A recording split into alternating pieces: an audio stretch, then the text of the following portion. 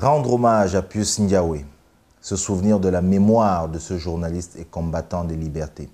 Voilà quel était le défi inavoué mais recherché par les organisateurs de la conférence hommage qui s'est tenue à Montréal le 14 juillet dernier dans l'enceinte de l'Université de Montréal avec pour thème la place de la presse dans les processus de démocratisation en Afrique. Cette conférence est une initiative de la CAMDIAC, la Cameroun Diaspora for Change, avec l'aide de partenaires locaux dont 2 associations étudiantes de l'Université de Montréal. Sous la coordination de Mme Valaise Mapto-Kenyé, qui n'a pas manqué de dire à quel point c'était pour elle un défi parce qu'il fallait trouver évidemment la forme à donner à cet événement. La représentation que j'avais d'un hommage à Pius Ndiaye, c'était une espèce de colloque ou de conférence qui devait se faire avec publication en guise d'hommage. C'est alors que l'idée m'est venue d'approcher le professeur Aziz Fall, qui a été vraiment, je dirais, plus qu'un mentor de ce symposium qu'on peut appeler, parce que vu la qualité de ce qu'on a eu, j'ai abordé le professeur Aziz Fall. Je lui ai dit, professeur, écoutez, on est pris de court, là, mais on doit organiser absolument pour le mois de juillet un hommage à Pius Ndiaye à l'université.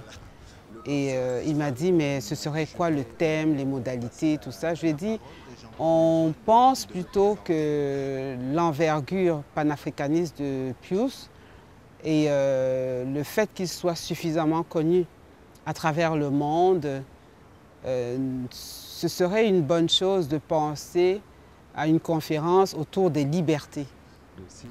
Et comme la situation est assez colérique sur le continent, ce serait important que ce soit un hommage qui tient compte de l'évolution de la profession pour laquelle il s'est longtemps battu et donc de l'état de la situation autant en Afrique qu'au Cameroun.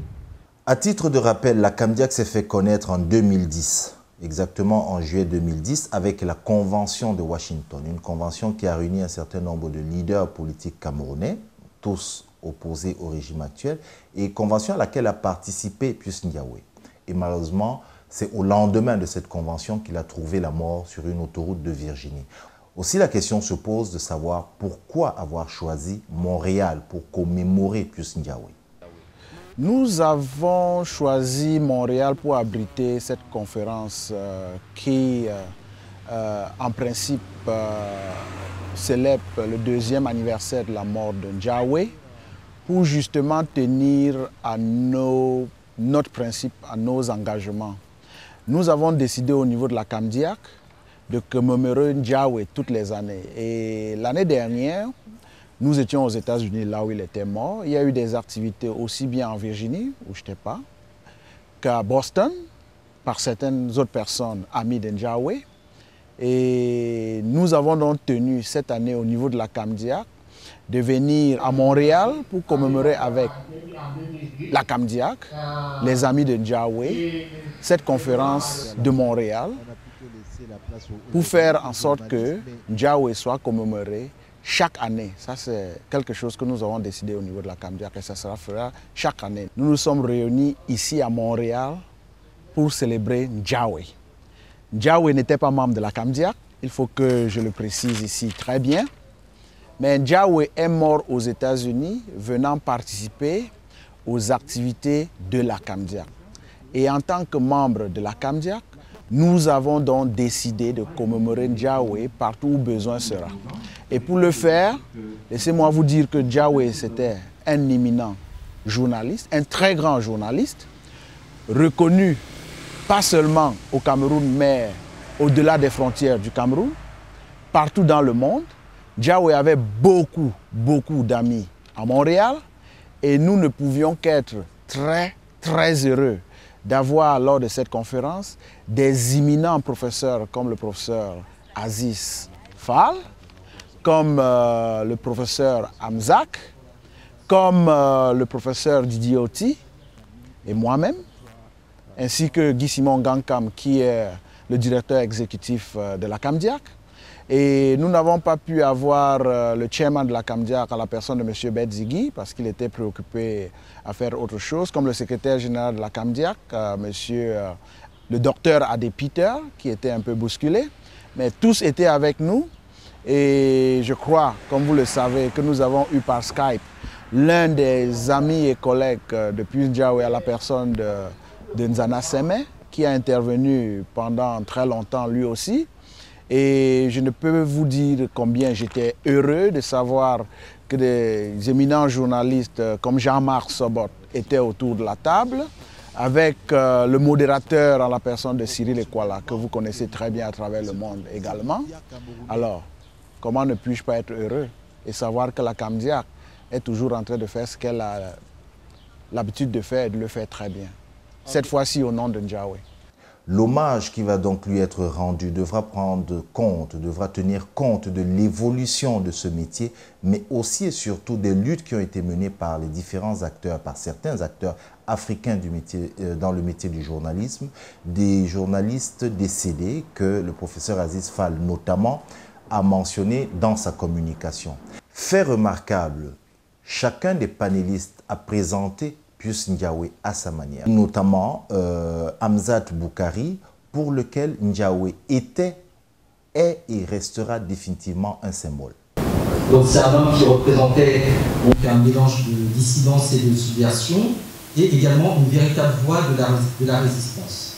Alors ici je parle de résistance et non d'opposition, parce que je pense que Ndiaye faisait partie des activistes qui refusent de faire simplement de l'opposition en restant dans le système et qui préfèrent donc agir contre le système depuis l'extérieur.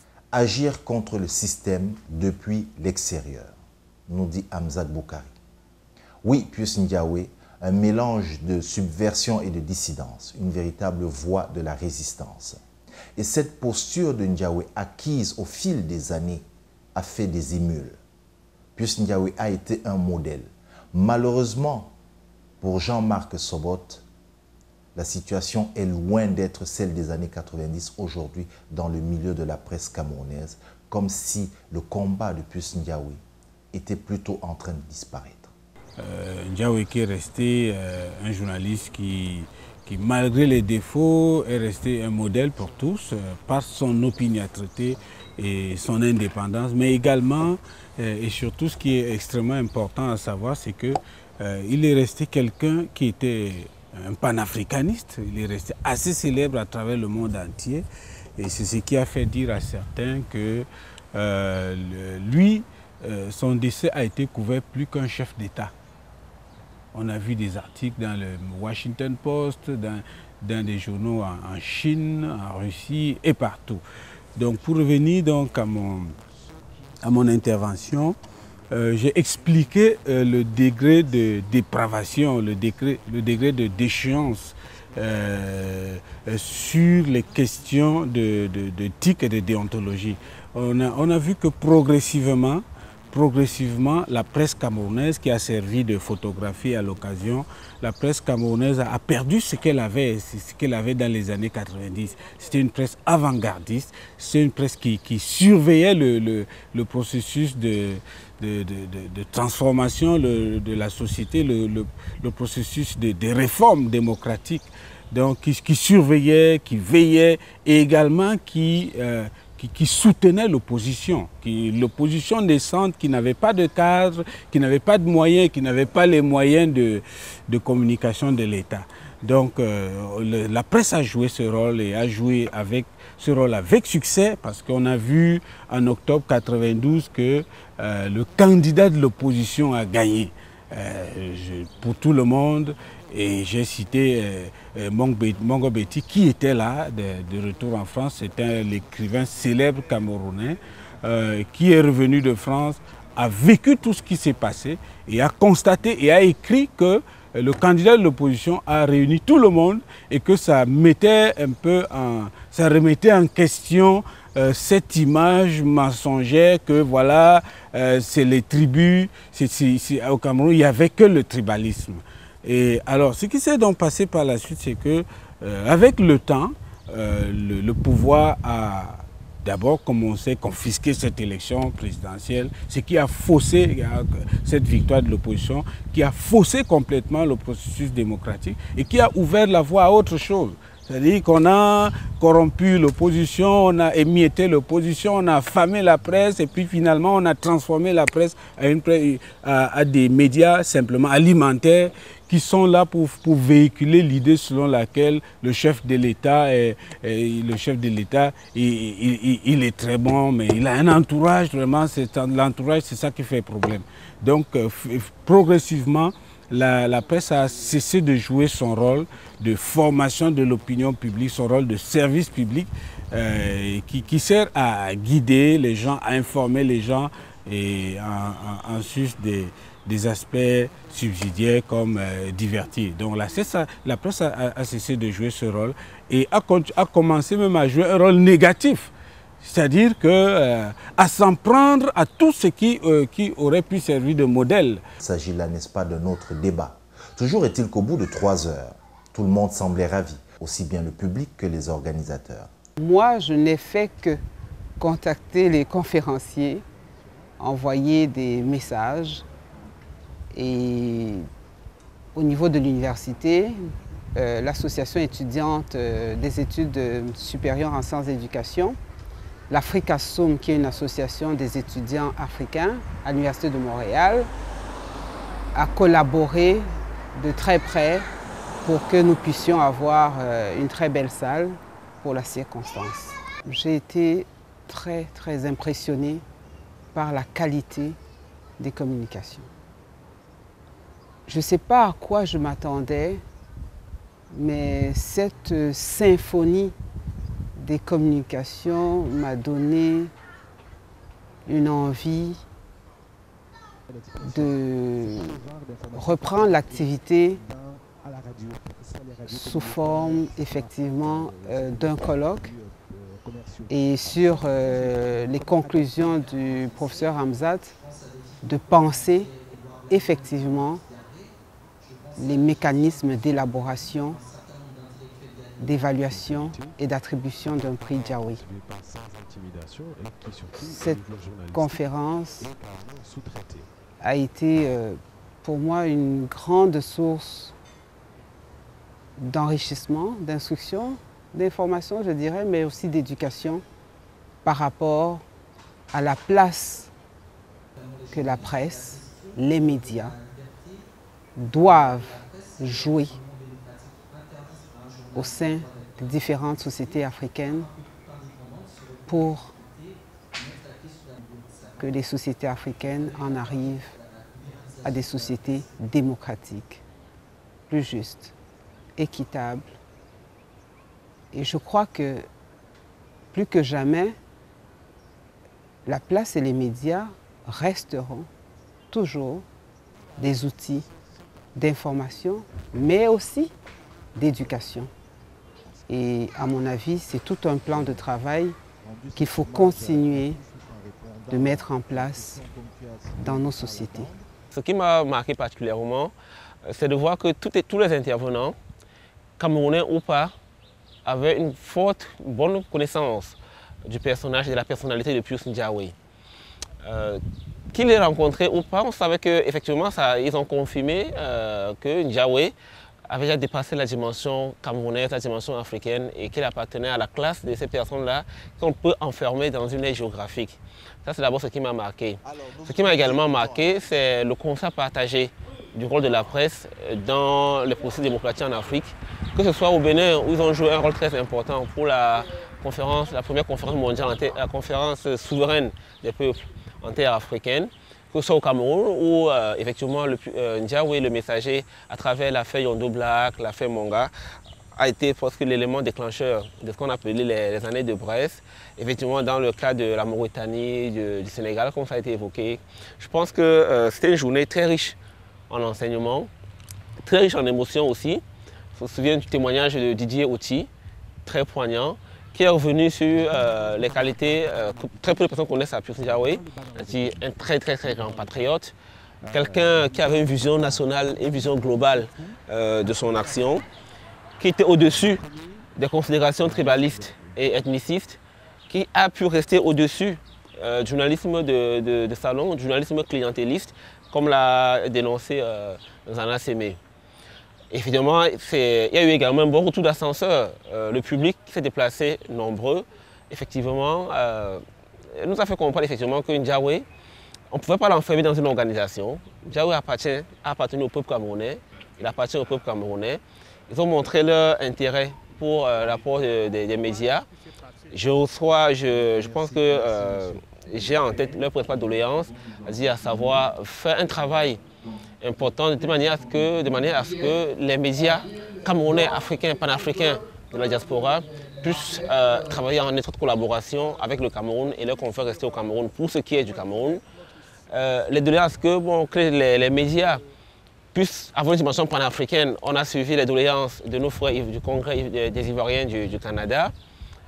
Ils se sont plaints de la situation actuelle en Côte d'Ivoire. Ils se sont plaints du fait qu'on ne sent pas trop les journalistes sur la scène africaine, on les sent sur chacun dans son territoire national. Ils se sont également plaints du fait qu'on ne faisait pas un effort pour que des personnes non africaines, pour d'autres communautés asiatiques, américaines, européennes et consorts soient toujours au parfum de ce qui se passe en Afrique. Ils se sont plaints du fait que nous avions des actions réactives, que nous n'avions pas des actions offensives et qu'en sort tout cela, comme Jacques a bien noté, en tant que directeur exécutif, je ferai un effort pour que dans nos activités des 3 années à venir, qu'on tienne compte de toutes ces inquiétudes-là. La CAMDIAC va donc prendre en compte les doléances du public, comme vient de le dire Guy-Simon Gakam. Elle va renouveler et pérenniser l'hommage à Pius Ndiawe. Mais est-ce qu'il est possible pour elle de mener aussi des actions concrètes au point de rendre peut-être moins floue la feuille de route de la CAMDIAC? La lutte pour la libération du Cameroun n'est pas une lutte publique, elle peut être privée. Et nous connaissons beaucoup de Camerounais qui dans leur privé, qui dans le confin de leur salon, mènent des actions assez claires pour la libération du Cameroun. Et vous avez parlé de la commémoration de la mort de Ndiawe. Nous pensons, et même je crois, j'ai lu des communiqués qui me disaient qu'aujourd'hui, dans certaines régions à travers le monde, il y a des gens qui sont à l'église, justement, pour prier pour Ndiawe. Peut-être qu'ils n'ont pas l'accès aux médias, ou ils ne cherchent pas à être dans les médias, ou écrire comme nous autres pour informer d'autres Camerounais de ce qu'ils sont en train de faire. Mais nous, au niveau de la CAMDIAC, nous nous battons tant bien que mal de promulguer, de promouvoir ce que nous sommes en train de faire, de dire aux uns et aux autres ce que nous sommes en train de faire, quitte à eux de nous joindre ou de ne pas nous joindre. Néanmoins, une interrogation subsiste. La relation CAMDIAC-Ndiawe. Est-ce que Ndiawe est un marchepied pour la CAMDIAC? Est-ce que Ndiawe est la pierre angulaire des actions de la CAMDIAC? À cette question, Guy-Simon Gakam, le directeur exécutif de la CAMDIAC, a bien voulu répondre. On ne peut pas utiliser le nom de Ndiawe comme tremplin. CAMDIAC, depuis le décès de Ndiawe, n'a jamais tenté de récupérer Ndiawe pour quoi que ce soit, ni pour justifier quoi que ce soit. Donc, on avait un devoir moral envers Ndiawe, avec sa mémoire. Et on a tenu, à travers l'événement d'aujourd'hui, à honorer ce devoir moral. Maintenant, la présence de CAMDIAC sur le sol canadien, je crois qu'il faut faire une clarification qu'on ne cesse de répéter aux gens. CAMDIAC a ceci de particulier que nos actions ne sont pas censées être menées à l'étranger. CAMDIAC est une association des Camerounais de la diaspora qui a pour espace d'action le Cameroun. Nous nous regroupons à l'étranger, c'est vrai. Nous sommes presque tous à l'étranger, c'est vrai. Le but de CAMDIAC, la finalité de CAMDIAC, c'est le renversement du régime et l'alternative au Cameroun. On ne compte pas renverser bien, on ne compte pas provoquer une alternative et non une alternance en menant des actions dans les rues de Montréal, de Bruxelles, de Genève ou de Londres. On peut se regrouper, on peut faire des événements sporadiques, comme c'était le cas pour l'événement dont nous parlons, mais l'essentiel de nos actions se passe au Cameroun. Cette rencontre fut sans conteste une réussite. Au-delà de l'absence remarquée de certains conférenciers annoncés, il n'en reste pas moins que le combat de la presse africaine en général et de Pius Ndiaye en particulier, notamment à travers son quotidien Le Messager, ce combat a été entendu, ce combat a été divulgué, les perspectives ont été lancées, notamment envers la jeune génération d'Africains attirés par le métier de journaliste et au sein de laquelle, on l'espère, naîtront des Chebaya, des Zongo et bien évidemment des Ndiaye. Au revoir et à bientôt sur Ndjangi TV.